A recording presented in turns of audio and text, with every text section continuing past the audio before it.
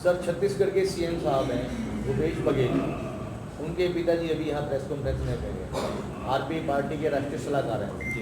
तो सर, सफेदों उनके पहुँचने का क्या मकसद है और किस मुख्य विषय को लेकर आज वो सफेदों किस मुहिम को लेकर पहुँचे हैं, उसके बारे में जानकारी दी।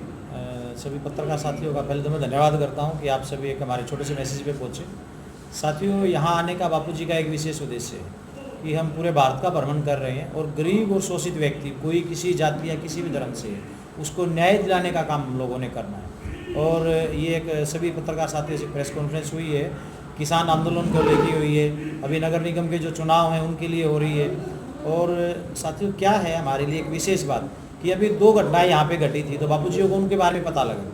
ये 2 घटनाएँ घटी हैं कि यहाँ पे एक महिला 7 महीने से चक्कर काट रही थी बिजली विभाग में, और बिजली विभाग के चक्कर काटने के बाद उस महिला का क्या हुआ कि पोली गिर गया उसके ऊपर, वो मर गई।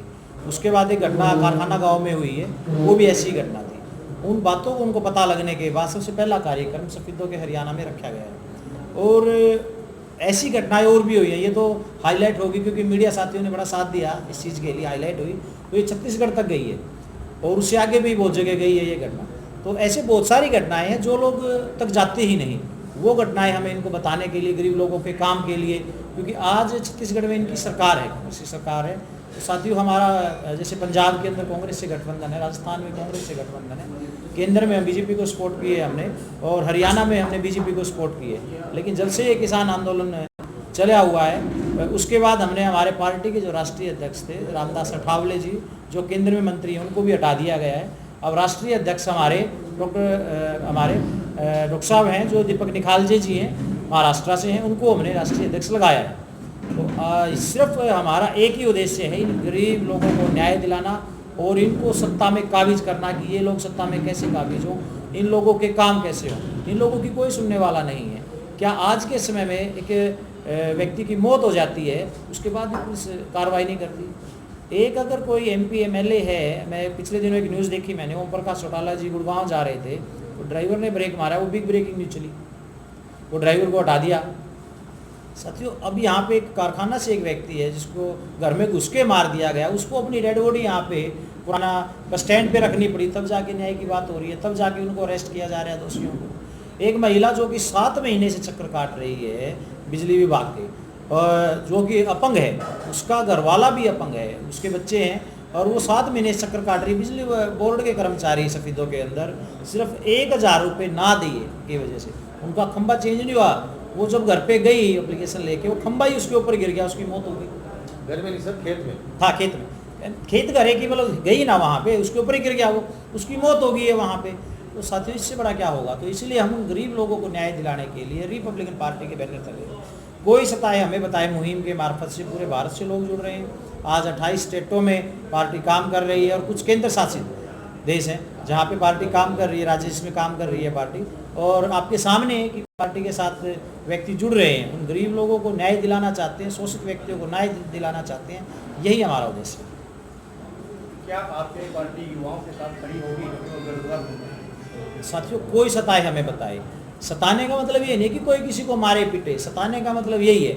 आज हमारे बीच में आपके सामने युवा साथी आए हुए हैं, हम क्या है कि युवाओं के साथ हमेशा रहे हैं, और एक युवा ही हैं जो सब कुछ कर सकते हैं। अगर हम बात करें हरियाणा के अंदर बीजेपी सरकार की युवा ने बनाई है, केंद्र की बात करें तो युवाओं ने बनाई है।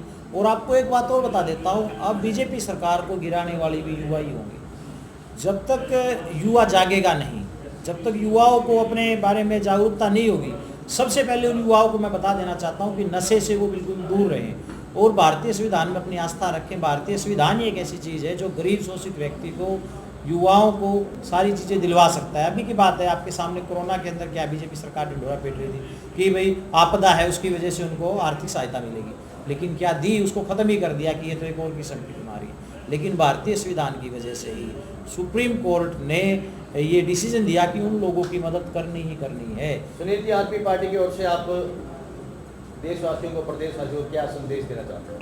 हम यही संदेश देना चाहते हैं आरपीआई पार्टी की मार्फत से लोगों को कि ये पार्टी संविधान निर्माता डॉक्टर BR अम्बेडकर जी ने बनाई है, जिसके संविधान से ये देश चलता है।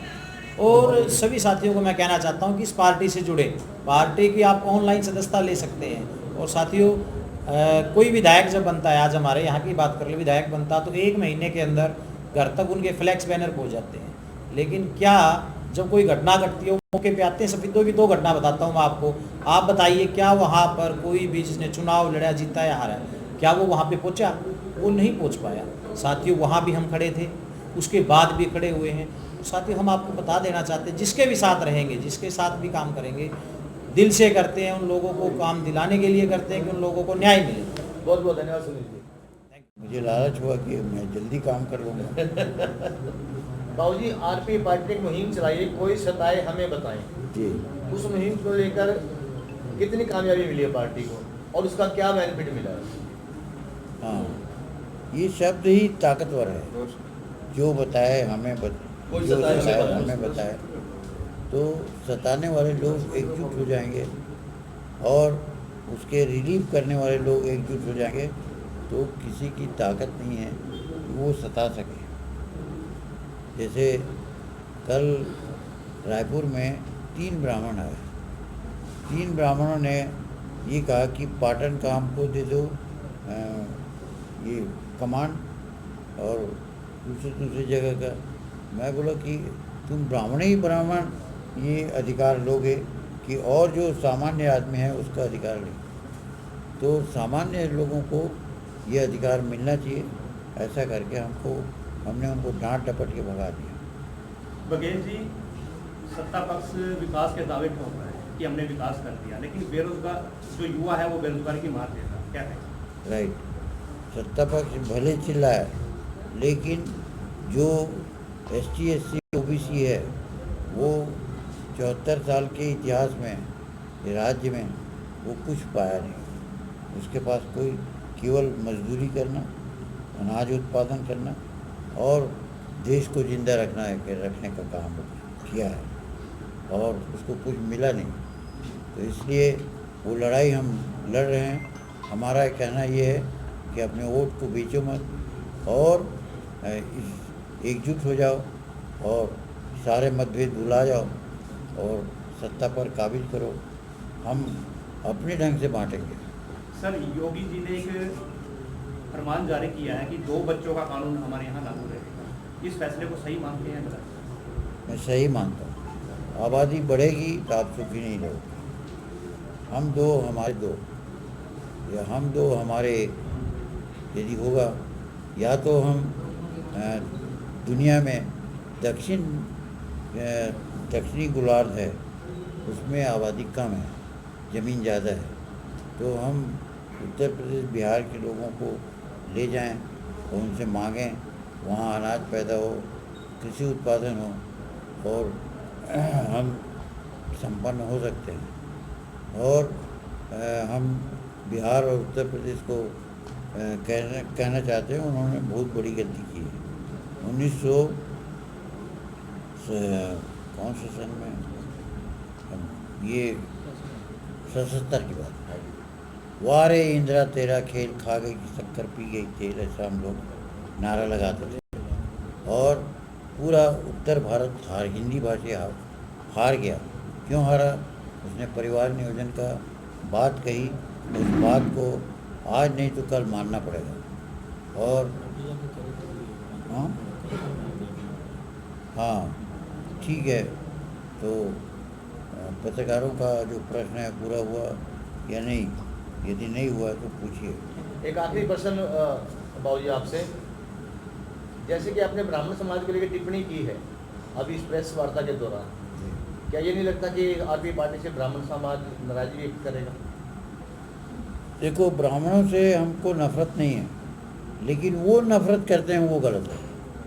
बाकी लोगों से वो अपने आप को ऊंचा समझता है, हम उसको बर्दाश्त नहीं करेंगे। वो विदेशी हैं, वोल्गा से गंगा आए हैं और यहाँ के लोगों को समता के आधार पर व्यवहार करें तो हम उनको मान सकते हैं। लेकिन वो अछूत मानेंगे, राम मंदिर में हमको घुसने नहीं देते, हम दान दक्षिणा देंगे लेकिन अछूत रहेंगे। ये बात हम आज की तारीख में प्रजातंत्र के समय बर्दाश्त नहीं करेंगे और उनको समझना होगा। नहीं समझेंगे तो गंगा से ओल्गा भिज जाना पड़ेगा उनको। हम अछूत नहीं हैं। बहुत बहुत धन्यवाद। राष्ट्र निर्माण की जानकारी के लिए ग्राउंड मीडिया चैनल को सब्सक्राइब करें और शेयर करें।